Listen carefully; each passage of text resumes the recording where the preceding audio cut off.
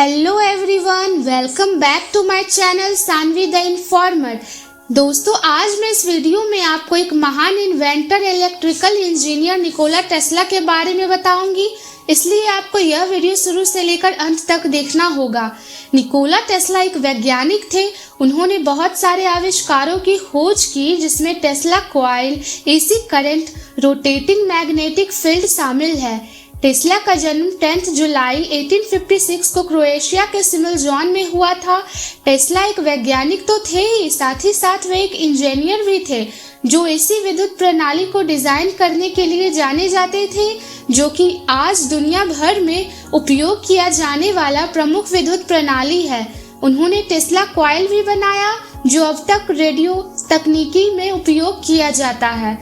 बिजली के आविष्कार में टेस्ला की रुचि अधिक थी, जिसमें टेस्ला का साथ उनकी मां मैग्निक ने दिया, जिन्होंने अपने खाली समय में छोटे घरेलू उपकरणों का आविष्कार किया था। दोस्तों, आपको बता दें कि टेस्ला के पिता मिल्टन एक सर्बियाई रूढ़िवाद पुजारी और एक लेखक थे। उन्होंने अपने बेटे को पुरोहिती में शामिल होने के लिए प्रेरित किया, लेकिन निकोला की रुचियां तो विज्ञान के क्षेत्र में थी।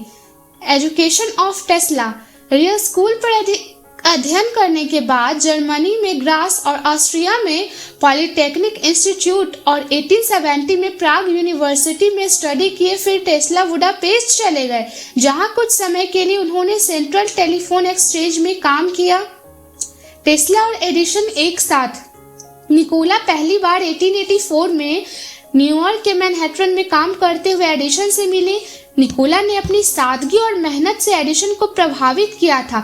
एक दिन जब निकोला कार्यालय में बैठकर काम कर रहे थे, तो वहां एडिसन आए। वह थोड़ा चिंतित थे। जब निकोला ने उनके चिंता का कारण पूछा, तो उन्होंने कहा कि आप डिजाइन में सुधार करते हैं तो आप डीसी डायनामोसिस से $50,000 पाते हैं। उस समय $50,000 को इन्फ्लेशन के हिसाब से देखा जाए तो आज ये तकरीबन $2.5 करोड़ होते हैं। टेस्ला से प्रभावित होकर एडिसन ने डिजाइन में सुधार करना शुरू किया और दिन रात एक करके वे काम करने लगे। वे रोजाना 19 से 20 घंटे काम करते थे। वह परियोजना कुछ ही दिनों में सफल हो गया। जब निकोला ने काम के बदले पैसे मांगे, तो एडिसन ने पैसे देने से मना कर दिया। निकोला ने अपने आप को बहुत अपमानित महसूस किया।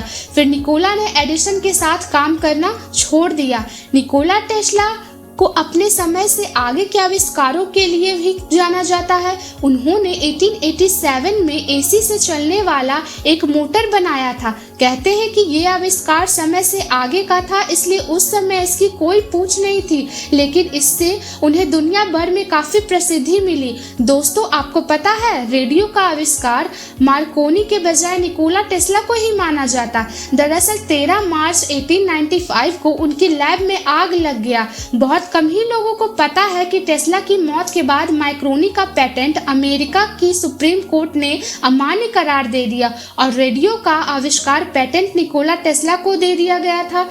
बाद के दिनों में टेस्ला को कुछ प्रयोग असफल हो गए, जिससे वह डिप्रेशन का शिकार हो गए। उन्होंने बाहर के लोगों से मिलना कम कर दिया। 17 जनवरी 1943 को 86 वर्ष की उम्र में निकोला टेस्ला का देहांत हो गया। दोस्तों, इस वीडियो में मैंने आपको निकोला टेस्ला और उनके आविष्कारों और जीवन के बारे में बताया है। अगर ये वीडियो आपको पसंद आया हो तो लाइक, शेयर और सब्सक्राइब करके बेल आइकन को प्रेस करना बिल्कुल ना भूलें। Thanks for watching.